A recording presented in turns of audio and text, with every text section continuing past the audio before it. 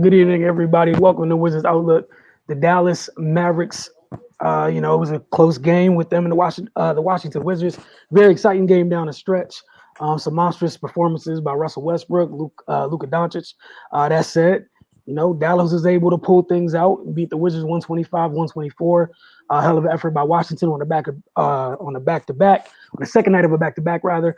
But once again, joined by Raymond Lyons, Cardell Dudley Jr., Wilson Tarpey Jr. and Cardell, we're gonna let you start tonight. Just get to your initial thoughts of the results of this game between Dallas and Washington. Well, first I'm gonna start with the battle between Russell Westbrook and Luka Doncic. That was special. Both players going at it, scoring, giving players the ball, rebounding. I mean, that was MVP Russell Westbrook right there. That was that type of performance. And to have, 42, 10, and 9, 2 steals and only 2 turnovers. He keeps these performances, back-to-back performances where the turnovers have been limited. For the people out there always saying we're being critical, now you see what we're talking about. Because guess what? Had he turned the ball over, this game would have been over. It wouldn't have went down to the wire. But the fact that he didn't turn the ball over, whatever, and did with the damage he did, it went down to the wire.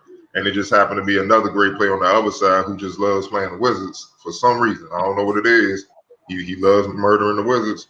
He just made a great assist to Dorian Finney-Smith and hit the game-winning 3, and that's what it is, man.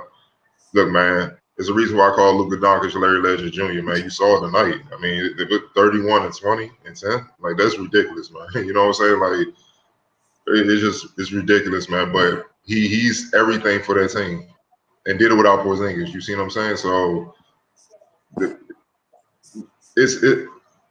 the boy just cold. I don't even know what to say about that boy. Like, it's nothing you can do to stop him. Like, they tried everything. And I know in spurts it was solid defense, but for most of the game, both teams left a lot to be desired defensively. Let's just call it what it is.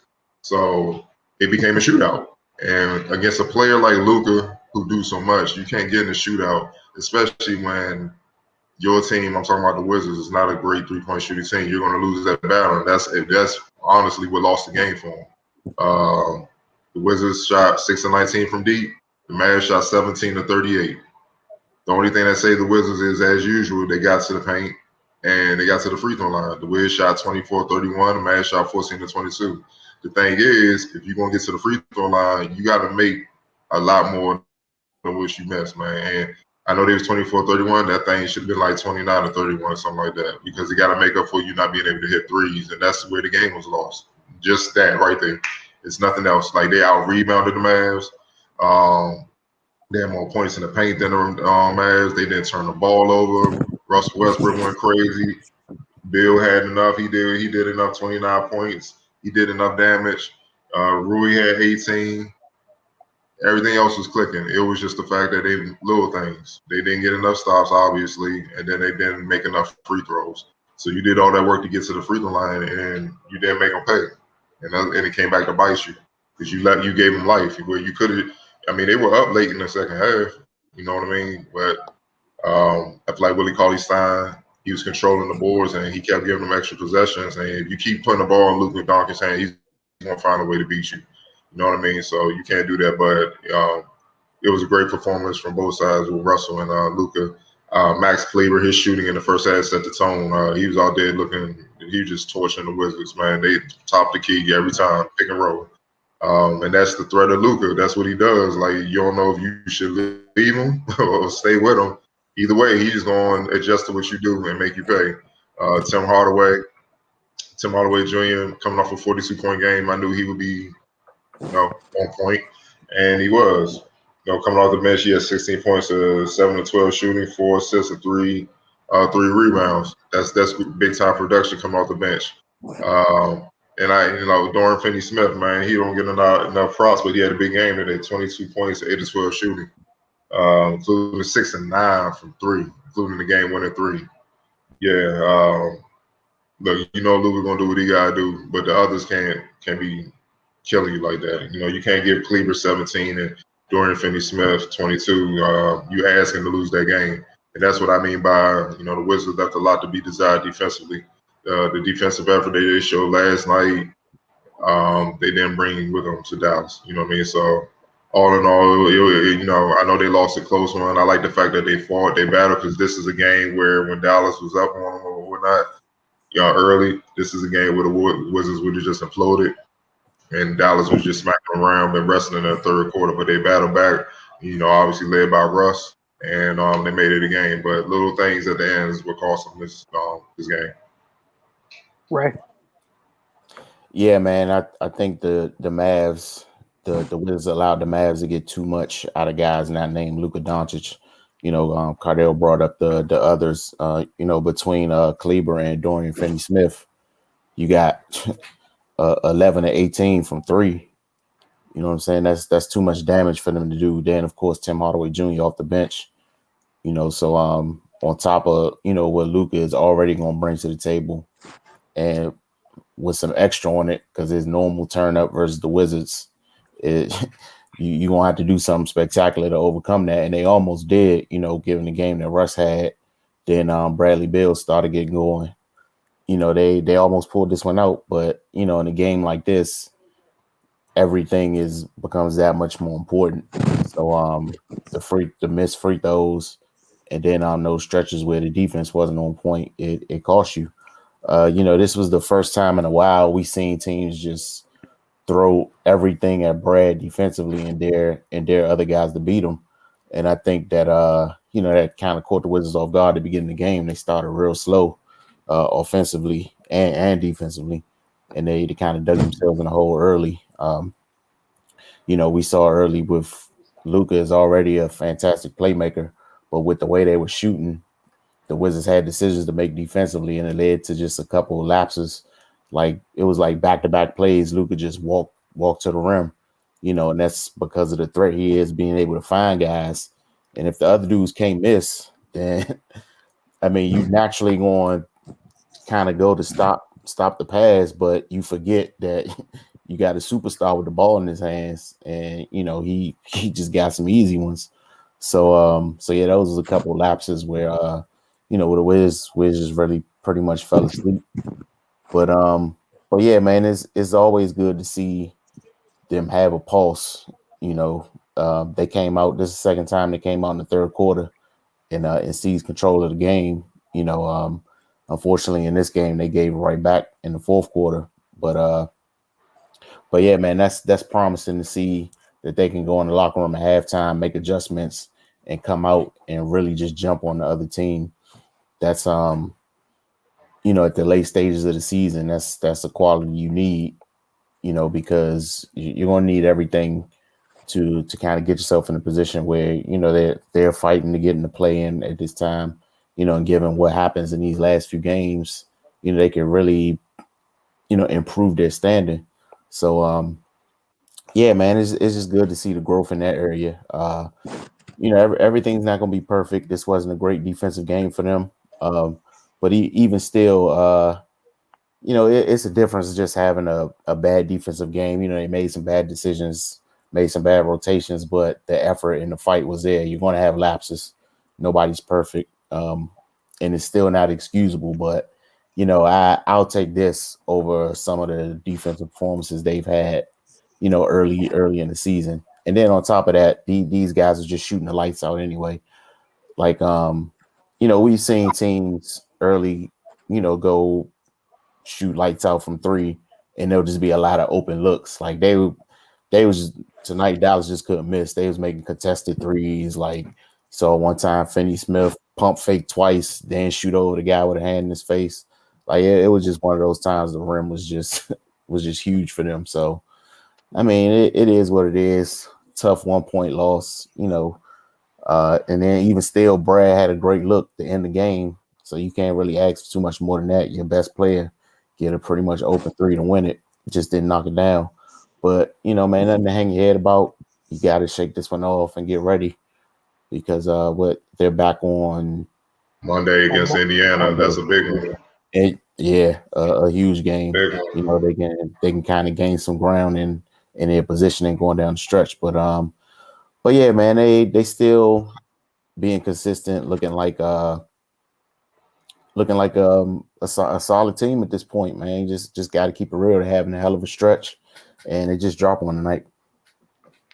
Yeah, like you guys said, got a really big one on Monday. I think the Pacers just put up like 140 or 50 points tonight. 152 to 95. Sabonis had a 152. triple double in the first half. Mm. They beat the hell out the Thunder. So that's what they got awaiting them on Monday. Is another tough one. We told you guys last night. Yo, May is full of tough ones. Yeah, go ahead. Sabonis had 26, 19 rebounds, and 14 assists. God damn. In 30 minutes, dog. Yeah. Yeah. He Can't almost have had that. 2020. He almost had 2020 in 30 minutes. Bro, had the first half, had a triple double. He had 26, 19, and 14 assists. I don't know what the. Yeah. Mm. Nah, yeah. The Thunder just need Well, to stay off social media for a while. Just stay off that, y'all. That's my recommendation. It's gonna be brutal. I won't even go out. yeah, yeah. That's so again. As tough as this loss was the night for Washington, they got to flush it immediately. You got a tough team coming in on Monday. We told you guys what May is filled with. I think this is the last Western Conference team they're dealing with this month. So again, if it ends up where they rack up a couple losses, these losses almost hurt double because it's Eastern Conference. It would be Eastern Conference losses, which is why it's imperative that they get back on the winning side of things. Like you guys said, we saw two hellacious efforts from two very, very, very, very, very good players tonight, and Russ and Luca. I just think the difference was Luca had his guys rolling with him early to start the game, and Russ didn't early on. Like Russ kept them alive for the most part for a while before things got rolling. But we saw was it Maxi Kleber? He started the game hot. I think he had like 3 or 4 threes early. Some other folks got some clean looks. So like you said, right. But later on, the others were comfortable already. They were really comfortable. And like you guys said, one of the ways they stayed in it was not turning the ball over. They checked a lot of boxes tonight, but again, it's one of those things where it's tough when you're trading twos for threes. You just do the math. Twos for threes, like, is what it is. Really like the game that Rui gave them tonight. Really efficient, and they needed every one of his buckets on a night where like Ray, you mentioned, they kind of threw the sink at Brad. It was like somebody else beat us. And Russ jumped out there early, like, "Hey, I'm here." And then, Rui provided some assistance as well. But yeah, man, it's just one game. For what they want to do in terms of trying to get into the play and whatnot. Got a 24-hour rule, man. Let this go. Get ready for Sabonis and company on Monday. That is a stupid line, and I'm not going to be able to get it out my head right now. It's 26, 19, and 14 in 30 minutes. That's tough. So thanks for that, Cardell, because I don't even know what else to say. Like, and then mind you, one of the guys on the opposing team tonight had 31 and 20. Like, it's gonna be May's gonna be fun. Washington had a great April. May's gonna be a little bit tougher than last month, man. And it's just simple as that. You guys had anything else for this game? You want to get to the comments real quick? Yeah. All right. So to the comments, Ray, you accepting the deferring? Well, keep up this trend. I'm accept again. All right, cool. You're a brave man. From the Awesomes, fun. I never finished watching that show. Definitely like the handle. Just want to say that Anthony Gill was really efficient and impactful. Raymond, would you give him some of Denny's minutes? Because that Spurs game, I would have liked to see him play in the second half of it. Well, Sure. Denny's injured for the year, so yeah, I don't think he's playing much. But if you want to talk about retroactively, I mean, Denny's your lottery pick, so he's going to have to play. They picked him in the lottery for a reason. They obviously saw something they liked, so I mean, you got to give him a chance to work out. So no, I wouldn't give him some of Denny's minutes. Of course, Denny did struggle. when he was playing a lot, which is why we kind of didn't see him on the floor in certain situations. But I mean, you just got to be patient with young kids, man, and that's what Denny is. He's a really young player, so you don't want to that's one you don't really want to kind of throw away early. Any player for real, but especially somebody you spent your first round pick on. So yeah, man. I mean, Gil, he when he gets in, he does what he needs to do. Um, eventually maybe he will play himself into a bigger role with the team. But like we've been saying, man, as it stands right now, when guys are getting in, they're stepping up. So it's hard to justify really diminishing somebody's role and expanding other players when everybody's pretty much giving you what's expected. So yeah, man. As it stands, we'll just leave the rotation as it is and let Scott Brooks do what he's paid to do. Cardell, you want to chime in here? Or we moving on. No, sir. All right. All right, Cardell, this is yours. Prince LG Jr. I'm a Russ fan, bro, and he deserves it when he turns the ball over. They know he can play better. That's why they criticize him for it. Russ even says it himself that he needs to stop turning the ball over in caps. Prince LG Jr., thank you. That's all I need to say. Thank you. Finally, someone who gets it. Y'all just gonna be all easy tonight. It's all right. We got a couple that are gonna change this pace. This is some emotion. It's okay. Oh, here you go, Ray. Jonathan Evans. Oh, shit. Kendrick Perkins is 100% correct. Russell Westbrook greater than Allen Iverson. Iverson is a legend, but Russ is on another level. Russ is going down as the top 5 PG all time. I don't know why you're listening to Kendrick Perkins to begin with, but and I don't understand where that random comparison to Iverson came from him. But this is why can't we just let Russ be Russ, man? Mm-hmm. Like he's a great player. No need to diminish someone else to try to exalt him. That's the problem with people talking about basketball today. Everything's got to be knocking somebody else down to propel the player you favor, when that just gets you in a whole lot of trouble, because not specifically pertaining to Westbrook and Iverson, but just in general, like when the player you favor doesn't meet the standards, then you just start going through all these verbal gymnastics to try to justify why you're taking player A or player B. Let's just celebrate everybody individually, or keep everybody in their own little box, and and then we don't run into these problems, man. Like I don't even know how you start to compare those two guys. But yeah, man, we're not dissecting Kendrick Perkins commentary here, man. Let's use our time more wisely. Yeah, I feel the same way. I saw before, Jonathan put it in the comments, spoke on it in the comments, but I just ignored it. Honestly, two totally different types of players. Iverson was more of a two. Russell Westbrook, more of a playmaker that can score and whatnot. But Iverson can pass too. He averaged almost nearly 7 assists for his career. I know defensively, maybe on ball, he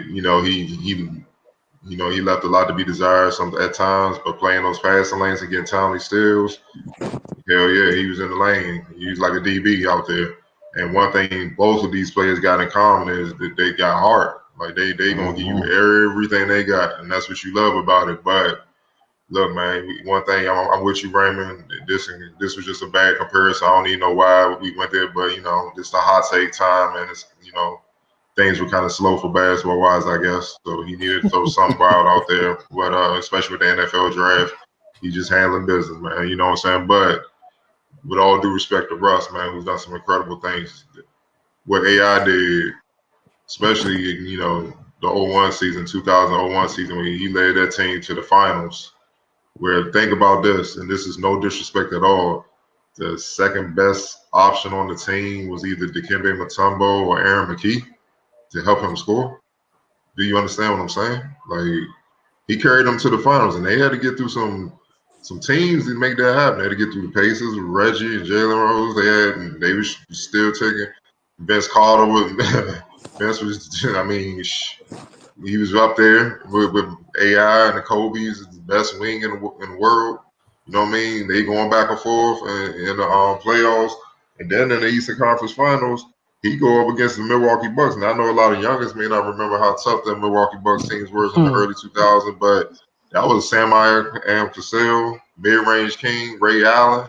I'm talking about Jesus Shuttlesworth, Ray Allen, not the spotto shooter y'all saw from Southern. I'm talking about the dude that'll light you up from outside and come and dunk on you. Big Dog Robinson, who was a bucket average between 20 and 30.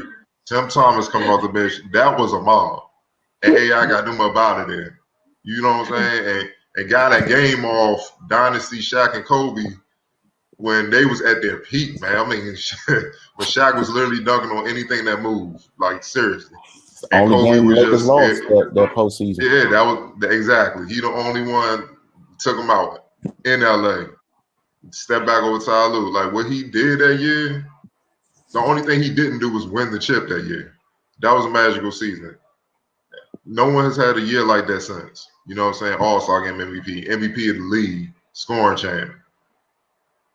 You damn sure if they didn't won the championship, been finals MVP. So look, man, we need to put things in perspective, man. Look, numbers are great. I get it. But you got to look at just the impact because you can get all around numbers, but that impact with the all around numbers may not be as impactful as my 30 points. It depends on the game and the flow and who's doing it. And you got to take that into consideration and whatnot, man. It is what it is. So, bad comparison, but great players. Obviously, Iverson's in the hall and Russ will be joining them. And then I ain't gonna say near future because who knows? The way Russ play, he may be trying to get another 10 years, who knows? But Russ will be there when he's done. So, it is what it is.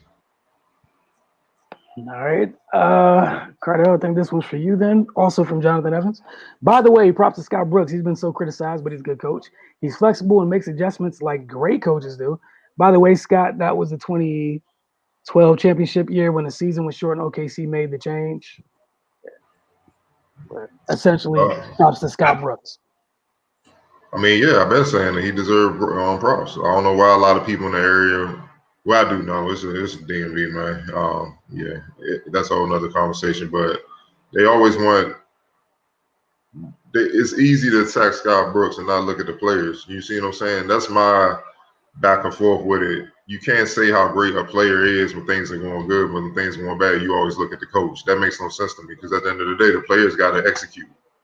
And what I saw throughout this year where I'm like, well, he still needs to be the coach is, even though they were losing, they were still playing hard for him.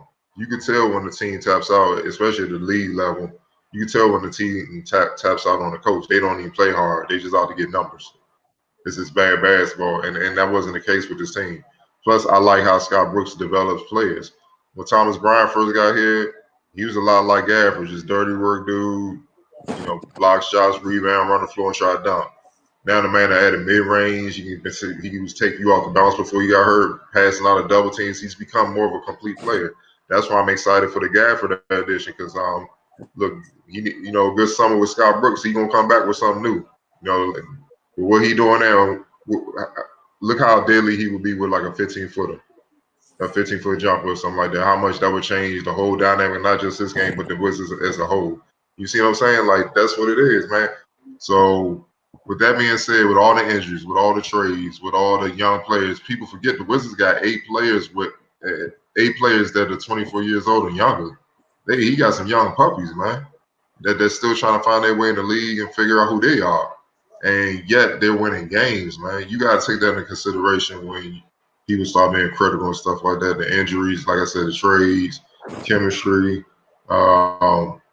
You just got to, you got to take that into consideration, man. So, yeah, I've always felt he was a good coach, and I feel like he deserved props because now they're in the playoff mix when pretty much a month ago we was like, yeah, it might be time to start looking at the lottery, see who they need to get, dog, because this ain't looking good, man. You know what I'm saying? That changed quick. So you gotta give him credit, man, because definitely when the Wizards aren't hooping, you get a lot of criticism. Ray, anything to add?